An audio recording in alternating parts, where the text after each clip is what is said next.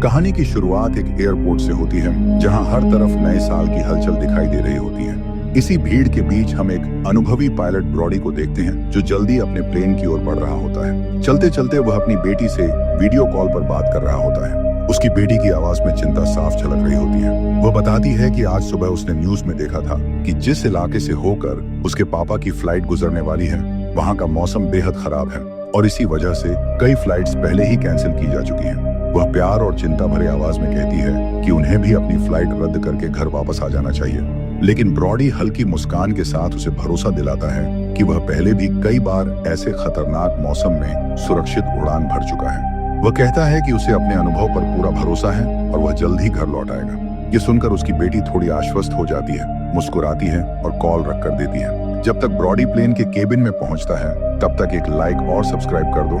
अब Brody plane के cabin में पहुंचता है, जहां उसकी मुलाकात को पायलट से होती है। को पायलट थोड़ा घबराया हुआ दिखाई देता है, क्योंकि यह उसकी पहली बड़ी इंटरनेशनल उड़ान होती है। ब्रॉडी उसे सहज करने की कोशिश करता है और आत्मविश्वास देता है। तभी एक एयर होस्टेस आकर ब्रॉडी को बाहर बुलाती है। बाहर एक पुलिस अधिकारी खड़ा होता है, जो ब्रॉडी को बताता है कि इमरजेंसी सिचुएशन के कारण उन्हें एक खतरनाक अपराधी को अपने प्लेन में लेकर जाना होगा। उस अपराधी का नाम लुइस है, जिस पर हत्या का गंभीर आरोप है और उसे दूसरे देश की जेल में आजीवन कारावास के लिए भेजा जा रहा है। पुलिस अधिकारी कहता है कि यह जिम्मेदारी ब्रॉडी को इसलिए दी जा रही है क्योंकि वह एक समझदार और भरोसेमंद पायलट है। स्थिति की गंभीरता को समझते हुए ब्रॉडी हामी भर देता है और लुइस को प्लेन की सबसे पिछली सीटों पर बिठा दिया जाता है, ताकि बाकी यात्रियों को कोई प्रॉब्लम ना हो। धीरे धीरे सभी यात्री अपनी अपनी सीटों पर बैठ जाते हैं। ब्रॉडी फ्लाइट स्टाफ से पूछता है कि सभी पैसेंजर आ चुके हैं। इसके बाद प्लेन रनवे पर दौड़ता है और कुछ ही पलों में आसमान की ओर उड़ान भर लेता है। ऊंचाई पर पहुंचने के बाद ब्रॉडी प्लेन को ऑटो पायलट मोड पर डाल देता है और को पायलट के साथ बातचीत करने लगता है।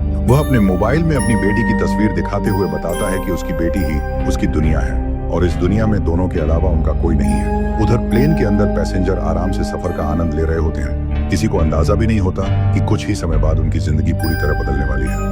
सब कुछ नॉर्मल चल रहा होता है कि अचानक मौसम बिगड़ने लगता है। आसमान में काले बादल घिर आते हैं और प्लेन हल्के झटके लेने लगता है। ब्रॉडी को कुछ असामान्य महसूस होता है और वह तुरंत यात्रियों से सीट बेल्ट बांधने की घोषणा करता है। वह रेडियो के माध्यम से कंट्रोल टावर से संपर्क करने की कोशिश करता है, लेकिन खराब मौसम के कारण रेडियो काम करना बंद कर देता है। तभी अचानक एक तेज बिजली प्लेन से टकराती है। जोरदार धमाके के साथ प्लेन बुरी तरह हिलने लगता है और सिस्टम एक एक करके फेल होने लगते हैं। स्थिति को समझने के लिए ब्रॉडी केबिन से बाहर निकलकर यात्रियों का हाल देखने जाता है। वह देखकर थोड़ी राहत महसूस करता है कि फिलहाल सभी यात्री सुरक्षित हैं, लेकिन तभी लाइट्स टिमटिमाने लगती हैं और प्लेन को लगातार तेज झटके लगने लगते हैं। एक जोरदार झटके में ब्रॉडी का सिर ऊपर की छत से टकरा जाता है और उसके माथे पर चोट लग जाती है। अब प्लेन के अंदर दहशत का माहौल बन चुका होता है। ब्रॉडी तुरंत वापस कॉकपिट में लौटता है और को पायलट के साथ मिलकर प्लेन को संभालने की कोशिश करता है। मौसम इतना खराब होता है कि आगे कुछ दिखाई नहीं देता। ब्रॉडी निर्णय लेता है कि उन्हें प्लेन की ऊंचाई कम करनी होगी, क्योंकि अगर एक और तेज झटका लगा तो प्लेन पूरी तरह तबाह हो सकता है। वे तुरंत अल्टीट्यूड कम करना शुरू कर देते हैं और प्लेन तेजी से नीचे आने लगता है। इसी दौरान अपराधी लुइस के साथ मौजूद पुलिस अधिकारी का मोबाइल गिर जाता है। वह उसे उठाने के लिए सीट बेल्ट खोल देता है और एक एयर होस्टेस भी उसकी मदद करने के लिए अपनी सीट बेल्ट खोल देती है। लेकिन जैसे ही प्लेन अचानक नीचे की ओर गिरता है, दोनों संतुलन खो देते हैं और जोर से छत से टकरा जाते हैं। टक्कर इतनी भयानक होती है कि दोनों की मौके पर ही मौत हो जाती है। आखिरकार प्लेन कम ऊंचाई पर आ जाता है और ब्रॉडी किसी तरह नियंत्रण पाने में सफल हो जाता है। लेकिन अब प्लेन में पावर बेहद कम बची होती है। एयरपोर्ट तक पहुंच पाना संभव नहीं लगता। मजबूरी में ब्रॉडी समुद्र में क्रैश लैंडिंग का विचार करता है। तभी दूर उन्हें एक आइलैंड दिखाई देता है। वह तुरंत दिशा बदलता है और आइलैंड पर उतरने का फैसला करता है। कई जोखिमों के बाद ब्रॉडी आइलैंड पर मौजूद एक सुनसान सड़क जैसी जगह पर इमरजेंसी लैंडिंग कर देता है। चमत्कारिक रूप से सभी यात्री सुरक्षित रहते हैं, लेकिन असली खतरा अभी बाकी है। इमरजेंसी लैंडिंग के बाद सभी यात्री धीरे धीरे प्लेन से बाहर निकलते हैं। चारों तरफ सन्नाटा फैला हुआ होता है। जंग लगे ढांचे और सुनसान सड़कें ये साफ बता रही थीं कि यह जगह नॉर्मल नहीं है। ब्रॉडी हालात का जायजा लेता है और तुरंत स्थिति को संभालने की कोशिश करता है। तभी एक एयर होस्टेस घबराई हुई हालत में उसके पास आती है और बताती है कि जिस पुलिस अधिकारी को लुइस की निगरानी के लिए भेजा गया था, वह तूफान के दौरान मारा गया है और एक एयर होस्टेस भी अपनी जान गंवा चुकी है।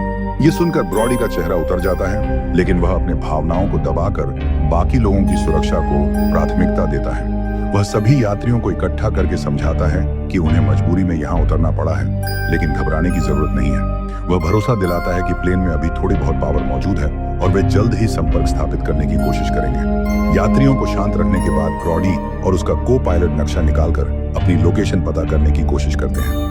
नक्शे को ध्यान से देखने पर उन्हें एहसास होता है कि वे एक प्राइवेट और बेहद खतरनाक आइलैंड पर फंसे हुए हैं, जहां विद्रोही और आतंकवादी समूह सक्रिय हैं, जो किसी सरकार की बात नहीं मानते। स्थिति की गंभीरता को समझते हुए ब्रॉडी तय करता है कि उन्हें तुरंत बाहरी दुनिया से संपर्क करना होगा।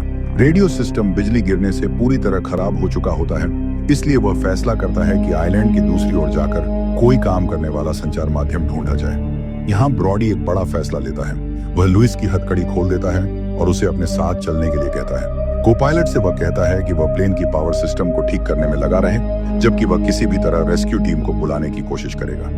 ब्रॉडी और लुइस जंगल के रास्ते आगे बढ़ते हैं। रास्ते में लुइस उससे पूछता है कि उसने उस पर भरोसा क्यों किया। ब्रॉडी साफ शब्दों में कहता है कि इस वक्त वे दोनों एक ही स्थिति में हैं और अगर उन्हें जिंदा रहना है तो मिलकर काम करना होगा। इसी दौरान आइलैंड के अंदर मौजूद आतंकवादी समूह को खबर मिलती है कि एक प्लेन यहाँ उतरा है और उसमें अलग अलग देशों के यात्री मौजूद हैं। उनका लीडर यह सुनते ही सक्रिय हो जाता है और अपनी टीम को तैयार होने का आदेश देता है। जंगल में आगे बढ़ते हुए ब्रॉडी और लुइस एक सुनसान फैक्ट्री जैसी इमारत तक पहुंचते हैं। वहां उन्हें एक पुराना टेलीफोन दिखाई देता है जो पहले खराब लगता है, लेकिन ब्रॉडी तारों को जोड़कर उसे चालू करने में सफल हो जाता है। वह तुरंत एयरलाइन कंपनी के हेल्पलाइन नंबर पर कॉल करता है और अपनी लोकेशन बताने की कोशिश करता है। हालांकि लाइन साफ नहीं होती और उसकी आवाज पूरी तरह सामने तक नहीं पहुंच पाती। कॉल कट जाती है। मजबूरी में ब्रॉडी अपनी बेटी को कॉल करता है और उसे सारी जानकारी लिखकर कंपनी के ऑफिस तक पहुंचाने के लिए कहता है। तभी पीछे से एक आदमी आकर उस पर हमला कर देता है, लेकिन ब्रॉडी पूरी ताकत से उसे काबू में कर लेता है। थोड़ी देर बाद टोनी भी वहां पहुंचता है, जिसके हाथ में हथियार होते हैं। उसने रास्ते में 2 आतंकवादियों को मार गिराया था। दोनों को अब समझ आ जाता है कि यह आइलैंड बेहद खतरनाक है। फैक्ट्री में पड़े कैमरों और पासपोर्ट से उन्हें पता चलता है कि यहाँ लोगों का अपहरण कर उनसे फिरौती वसूली जाती है और पैसे मिलने के बाद भी उन्हें मार दिया जाता है। यह जानकर ब्रॉडी समझ जाता है कि उसके यात्रियों की जान गंभीर खतरे में है।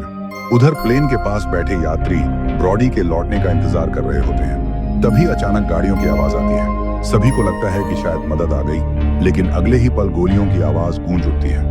आतंकवादी ग्रुप वहां पहुंच चुका होता है। वे गोलियां चलाकर सभी को डराते हैं और फिर यात्रियों को बस में बैठाकर अपने अड्डे की ओर ले जाते हैं। दूर से यह सब देखकर ब्रॉडी गुस्से से भर जाता है और तुरंत हमला करने की सोचता है, लेकिन लुइस उसे रोकता है। वह समझाता है कि अभी सीधे भिड़ना आत्मघाती होगा। आतंकवादी बहुत ज्यादा हैं। गैंग का लीडर अपने 2 आदमियों को प्लेन से कीमती सामान लाने के लिए छोड़ देता है और बाकी यात्रियों को लेकर चला जाता है। गैंग के जाते ही ब्रॉडी और लुइस प्लेन की ओर बढ़ते हैं और उन 2 आदमियों को पकड़ लेते हैं। गन पॉइंट पर पूछताछ करने पर वे बताते हैं कि यात्रियों को पास के गुप्त अड्डे पर ले जाया गया है। दूसरी तरफ ब्रॉडी की बेटी कंपनी तक संदेश पहुंचा चुकी होती है। एयरलाइन का मालिक तुरंत एक रेस्क्यू एक्सपर्ट को बुलाता है, जो सैटेलाइट की मदद से प्लेन की लोकेशन ट्रैक करता है और पुष्टि करता है कि यह आइलैंड एक खतरनाक आतंकवादी इलाके में है। वह एक प्राइवेट आर्मी टीम को वहां भेजने का निर्णय लेता है। इधर ब्रॉडी देखता है कि को-पायलट ने प्लेन की पावर सिस्टम को सफलतापूर्वक रिपेयर कर लिया है। यह देखकर उसके अंदर उम्मीद की एक नई किरण जागती है। वह प्राइवेट टीम के लिए एक संदेश छोड़ देता है और लुइस के साथ आतंकवादियों के अड्डे की ओर निकल पड़ता है। जंगल के रास्ते से गुजरते हुए वे अंततः उस जगह पहुंच जाते हैं जहां यात्रियों को कैद करके रखा गया है। अंदर आतंकवादी वीडियो बना रहे होते हैं ताकि परिवारों से फिरौती वसूली जा सके। अब ब्रॉडी समझ चुका होता है समय बहुत कम है और अब शुरू होने वाला था असली टकराव। आतंकवादियों के अड्डे के बाहर छिपे हुए ब्रॉडी और लुइस अंदर की हालात पर नजर रख रहे होते हैं। अंदर का नजारा बेहद डरावना होता है। सभी यात्रियों को एक बड़े कमरे में कैद करके रखा गया है। उनके हाथ बंधे हुए हैं और चेहरे पर खौफ साफ दिखाई दे रहा है। कुछ आतंकवादी कैमरा सेट कर रहे होते हैं और एक एक कर यात्रियों की वीडियो रिकॉर्डिंग की जा रही होती है, ताकि इन वीडियो को उनके परिवारों को भेजकर मोटी फिरौती वसूली जा सके। ब्रॉडी यह सब देखकर समझ जाता है कि अगर देर हुई तो इन लोगों का बचना नामुमकिन हो जाएगा। उसी समय दूसरी तरफ प्राइवेट रेस्क्यू टीम आइलैंड पर पहुंच चुकी होती है। वे प्लेन तक आते हैं, लेकिन वहां कोई यात्री नहीं मिलता। जांच के दौरान उन्हें 2 आतंकवादियों की लाशें मिलती हैं, वही लोग जिन्हें ब्रॉडी और लुइस ने पकड़ा था। प्लेन के अंदर उन्हें ब्रॉडी द्वारा छोड़ा गया संदेश भी मिल जाता है, जिसमें आतंकवादियों के अड्डे तक पहुंचने का संकेत दिया गया होता है। टीम का कप्तान तुरंत फैसला करता है कि वे सीधे वहां हमला करेंगे। उधर अड्डे के बाहर ब्रॉडी और लुइस सही मौके का इंतजार कर रहे होते हैं। जैसे ही कुछ गार्ड अपनी जगह बदलते हैं, दोनों पीछे से चुपके से हमला करते हैं और 2 आतंकवादियों को बिना आवाज के खत्म कर देते हैं। लुइस की चाल और लड़ने का तरीका साफ बता रहा होता है कि उसका मिलिट्री ट्रेनिंग बेहद मजबूत है। धीरे धीरे वे आगे बढ़ते हैं और एक एक कर कई गार्ड्स को मार गिराते हैं। लुइस एक हथौड़ा उठाकर नजदीकी मुकाबले में कई आतंकवादियों को खत्म कर देता है, जबकि ब्रॉडी सावधानी से आगे बढ़ते हुए रास्ता साफ करता है। आखिरकार वे उस कमरे के बाहर पहुंचते हैं जहां सभी यात्री बंद हैं, लेकिन दरवाजे पर ताला लगा है और चारों ओर पहरा है। ब्रॉडी पहले एक गार्ड को काबू करता है और उससे चाबी छीन लेता है। मौका मिलते ही वह दरवाजा खोल देता है और अंदर कैद सभी यात्रियों को आजाद कर देता है। वह उन्हें निर्देश देता है कि वे चुपचाप उसी बस में बैठ जाएं जिसमें उन्हें यहाँ लाया गया था। यात्री डरे हुए होते हैं, लेकिन ब्रॉडी की आवाज में भरोसा होता है और वे तेजी से बस की ओर बढ़ जाते हैं। तभी लुइस ब्रॉडी को बताता है कि बाहर निकलने का केवल एक ही रास्ता है और वहां भारी हथियारों से लैस कई आतंकवादी खड़े हैं। सीधा निकलना लगभग नामुमकिन है। ब्रॉडी यात्रियों के डरे हुए चेहरे देखता है और एक बड़ा फैसला करता है। वह लुइस से कहता है कि वह खुद आतंकवादियों का ध्यान अपनी ओर खींचेगा, ताकि लुइस बाकी यात्रियों को सुरक्षित बाहर निकाल सके। पहले तो लुइस उसे रोकने की कोशिश करता है, लेकिन ब्रॉडी साफ कहता है कि उनके पास और कोई विकल्प नहीं है। ब्रॉडी अकेले बाहर निकलकर गैंग के लीडर के सामने पहुंच जाता है। वह उसे बताता है कि मदद के लिए सूचना भेजी जा चुकी है और जल्द ही रेस्क्यू टीम यहां पहुंचने वाली है, इसलिए बेहतर है कि वे यात्रियों को छोड़ दें। यह सुनकर गैंग का लीडर और उसके साथी हंसने लगते हैं। वे ब्रॉडी को पकड़कर पीटना शुरू कर देते हैं। लीडर कहता है कि बिना पैसे वह किसी को नहीं छोड़ेगा। स्थिति बेहद खतरनाक हो जाती है, लेकिन ठीक उसी समय गोलियों की तेज आवाज गूंजती है। प्राइवेट रेस्क्यू टीम अड्डे पर हमला कर चुकी होती है। दोनों तरफ से जबरदस्त गोलीबारी शुरू हो जाती है। प्रशिक्षित सैनिक तेजी से आतंकवादियों को मार गिराते हैं। अफरा तफरी के बीच वे ब्रॉडी को छुड़ा लेते हैं और उसे बस तक ले आते हैं। कई आतंकवादी मारे जा चुके होते हैं। हालांकि गैंग का लीडर बच निकलता है। अपने मारे गए साथियों और अपने छोटे भाई की लाश देखकर वह गुस्से से पागल हो जाता है। वह कसम खाता है कि वह किसी को जिंदा नहीं छोड़ेगा और तुरंत अपने बचे हुए लोगों को हमले की तैयारी का आदेश देता है। बस में बैठकर प्राइवेट टीम का कप्तान सभी को बताता है कि वे केवल 5 लोगों की एक छोटी निजी टीम है, जिन्हें सिर्फ प्राथमिक सहायता के लिए भेजा गया है। असली रेस्क्यू टीम को आने में अभी समय लगेगा। यह सुनकर ब्रॉडी समझ जाता है कि अगर वे यहाँ रुके तो आतंकवादी दोबारा हमला कर देंगे। इसलिए वह फैसला करता है कि इंतजार करने के बजाय वे तुरंत प्लेन से उड़ान भरेंगे। प्लेन तक पहुंचते ही ब्रॉडी सभी यात्रियों से कहता है कि पावर सिस्टम ठीक हो चुका है और प्लेन उड़ान भरने के लिए तैयार है। वह सभी को तेजी से अंदर बैठने का आदेश देता है। प्राइवेट टीम के लोग बाहर रहकर आने वाले हमले के लिए तैयार हो जाते हैं। कुछ ही पलों में आतंकवादी दोबारा हमला कर देते हैं। गोलियों की बौछार शुरू हो जाती है। प्राइवेट टीम अपने हथियारों से जवाब देती है और कई दुश्मनों को मार गिराती है। ब्रॉडी कप्तान को बताता है कि वह 5 मिनट में प्लेन स्टार्ट करेगा, इसलिए सभी लोग जल्द से जल्द अंदर आ जाएं। ब्रॉडी कॉकपिट में पहुंचकर को-पायलट के साथ मिलकर इंजन स्टार्ट करने की कोशिश करता है। बाहर लुइस कवर फायर दे रहा होता है। उसकी गोलियां लगभग खत्म हो चुकी होती हैं। वह बैग में गोला बारूद ढूंढता है और उसे एक पैसों से भरा हुआ बैग दिखाई देता है, लेकिन इस समय वह पैसों को नजरअंदाज कर देता है और गोलियां उठाकर फिर से लड़ाई में लग जाता है। एक एक कर प्राइवेट टीम के सदस्य भी प्लेन में चढ़ने लगते हैं। लुइस उन्हें कवर देता है। इसी बीच गैंग का लीडर एक रॉकेट लॉन्चर लेकर सामने आ जाता है। उसका इरादा पूरे प्लेन को एक ही बार में उड़ाने का होता है, लेकिन सही समय पर टोनी उसे देख लेता है और सटीक निशाना लगाकर उसे मार गिराता है। रॉकेट दागे जाने से पहले ही खतरा खत्म हो जाता है। अंदर ब्रॉडी पूरी ताकत से प्लेन को रनवे की ओर मोड़ता है। आखिरकार प्लेन जमीन छोड़ देता है और हवा में उड़ जाता है। सभी यात्री राहत की सांस लेते हैं। लुइस नीचे खड़ा होकर उड़ते हुए प्लेन को देखता है। वह पैसों से भरा बैग उठाता है और जंगल की ओर गायब हो जाता है, क्योंकि वह जानता है कि अगर वह वापस गया तो उसे फिर जेल में डाल दिया जाएगा। प्लेन सुरक्षित दूरी पर पहुंच जाता है, लेकिन अचानक इंजन में फिर समस्या आने लगती है। चेतावनी अलार्म बजने लगते हैं। ब्रॉडी एक बार फिर इमरजेंसी मोड में चला जाता है। एयरलाइन कंपनी का मालिक उसे पास के एक सुरक्षित एयरपोर्ट की जानकारी देता है। ब्रॉडी पूरी सावधानी से प्लेन को वहां की ओर ले जाता है। इंजन से धुआं निकल रहा होता है, लेकिन वह हिम्मत नहीं हारता। आखिरकार बेहद मुश्किल हालात में भी वह प्लेन को रनवे पर उतारने में सफल हो जाता है। प्लेन सेफ लैंडिंग करता है। सभी यात्री जिंदा और सुरक्षित हैं। अंदर तालियों की गूंज उठती है। ब्रॉडी कॉकपिट से बाहर निकलकर यात्रियों को देखता है। सभी सुरक्षित हैं। उसकी आंखों में राहत साफ दिखाई देती है। कुछ ही देर में रेस्क्यू टीम पहुंच जाती है और यात्रियों को बाहर ले जाया जाता है। ब्रॉडी आखिरकार प्लेन की सीढ़ियों पर बैठकर अपनी बेटी को कॉल करता है और उसे बताता है